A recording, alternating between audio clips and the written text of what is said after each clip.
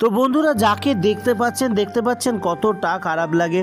এই কেসগুলো আপনারা আমার ভিডিও দেখে দেখে বুঝে গেছেন। এটা হয়েছে ডিসটেম্পারে এসেছি দেখতে।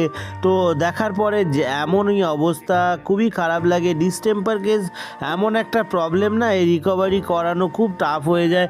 আর টেম্পারেচারও প্রচুর আছে। আর দেখুন ডিসটেম্পারের আওয়াজ, এই আওয়াজ করবে কন্টিনিউ ব্লিঙ্ক করতে থাকে। এই সমস্যাটা কিন্তু কমে না, একেবারে নির্মূল হয় না।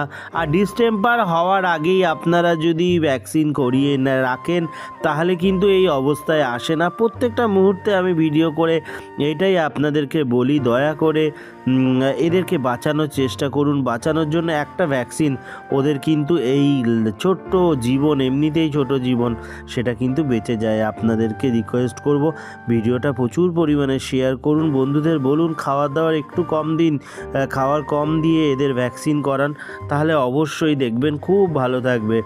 আর এদেরকে ভালো রাখার দায়িত্ব অবশ্যই আপনারা ভালো রাখুন। সেই জন্যে দেখুন এই লিভারেরও প্রবলেম হয়ে গেছে, যেহেতু ডিসটেম্পার হওয়ার পরে অনেক কিছু প্রবলেম কন্টিনিউ হতে থাকে, বাড়তে থাকে। আর এইটা অনেক দিন ধরেই সমস্যাটা হয়েছে। আর লোয়ার পোর্শন পড়ে গেছে, হাঁটাচলা করতে পারছে না সেইভাবে। তো ডিসটেম্পারের এই সিমটমগুলোই থাকে, আপনারা লক্ষ্য করবেন। আর সব সময় প্রথমে এদের ট্রিটমেন্ট দেওয়ার চেষ্টা করুন, তাহলে এরা ভালো থাকবে। তো যাই হোক, আমি পরে যদি আবার ভিডিও করতে পারি অবশ্যই আপনাদের সামনে শেয়ার করব। সবাই ভালো থাকবেন, সুস্থ থাকবেন, আনন্দে থাকবেন। অবশ্যই ভিডিওটা শেয়ার করে বন্ধুদের অ্যালার্ট করবেন।